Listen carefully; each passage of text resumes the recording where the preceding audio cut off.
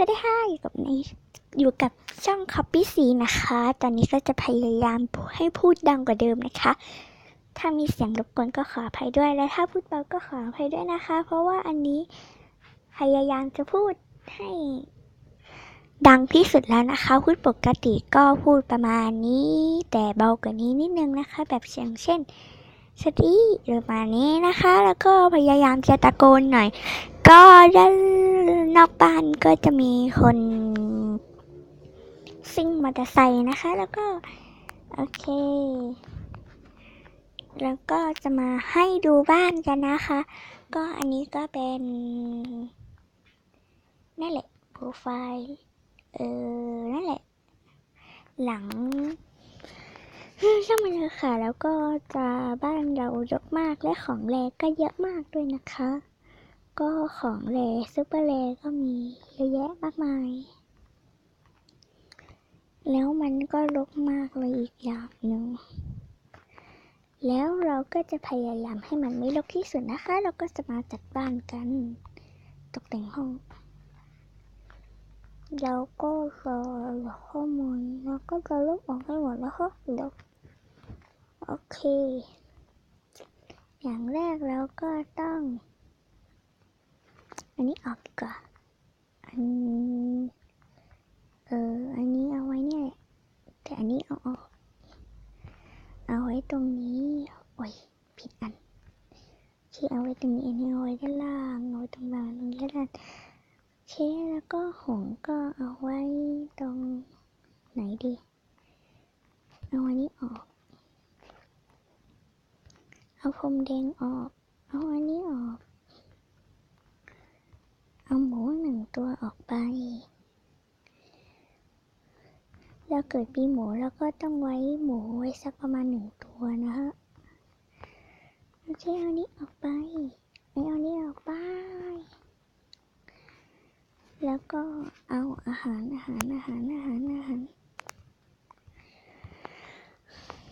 ครัวเอาอาหารเก้าอี้โต๊ะที่เจ้าของ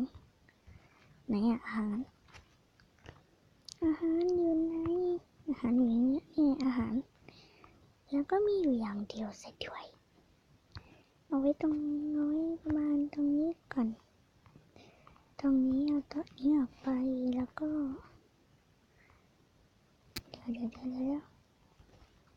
วอลเปเปอร์เมื่อกี้บอกว่าโปรไฟล์อยู่ไหนเนาะเก้าอี้โต๊ะโต๊ะต้องมาโอ้ยแบตจะหมดเอาไว้ประมาณเอาตรงนี้เลยมันจะดูแปลกๆมากเลยนะคะ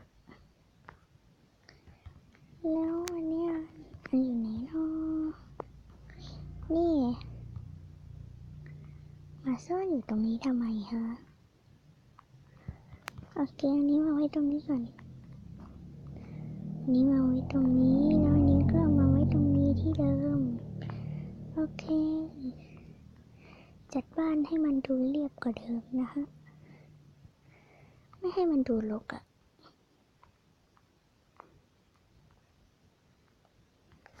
โอเคประมาณนี้ฉันเผลอพูดเสียงเบาอีกแล้วจะพยายามตะโกนให้มากที่สุดนะคะไม่ต้องพยายามก็ได้มั้งเอาไว้ตรงนี้ก็แล้วกันโอเคประมาณนี้อันนี้ก็ไว้ตรงนี้หมากับแมวอยู่ด้วยกันได้นะเดี๋ยวต้องเว้นทีละ1 ช่องก่อนนี่ต้องห่างกันทีละ1 ช่องเพราะพื้นที่มันกว้างอยู่ไงเอาไว้ตรงนี้ถ้าได้ของแมวมันก็เอาไว้ตรงนี้แล้วถึงจะเว้นไว้ความคิดดี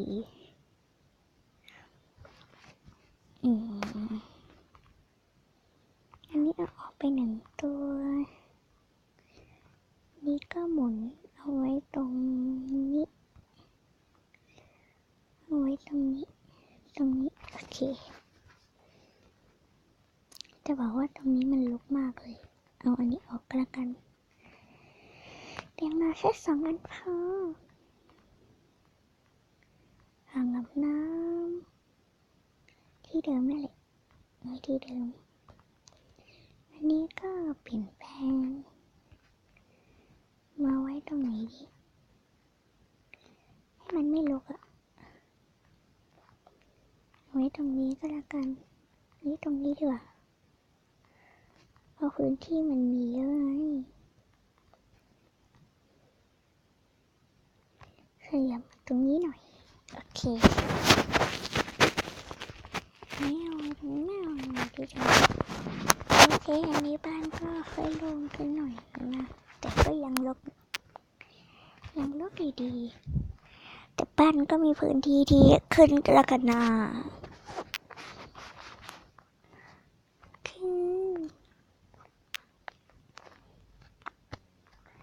บ้านกว้างสุดยอดก็วิเคยจัดบ้านนี่ประมาณ6 นาทีแล้วเหรอเนี่ยให้จัดบ้านนี้เรากินประมาณ1 ชั่วโมงได้ละมั้งโอเคก็เอาเป็นนอกบ้านอยากให้นอกบ้านมันมีแบบสวยงามกว่านี้โอเคมานั่งเล่นจิบชิวโอเค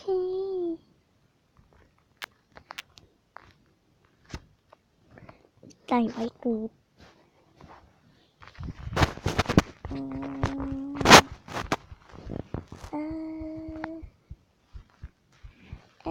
จะทำอะไรต่อดีเหลือเวลาอีกประมาณ3 นาทีว่าเราจะทำประมาณ10 นาทีนะก็เราจะมาดูสัตว์เลี้ยงกันประมาณ3 นาทีไปเพลินๆกันเลยโอเคมาดูสัตว์เลี้ยงของเรากันเลยเราจะรีบหน่อยนะนี่คือสัตว์เลี้ยงของเราที่เต็ม100ไปแล้วนะโอเคนะก็มีเท่านี้แหละก็เกือบประมาณ3 นาทีแล้วนะวันนี้ก็ขอตัวลาไปก่อนนะคะสวัสดีค่ะ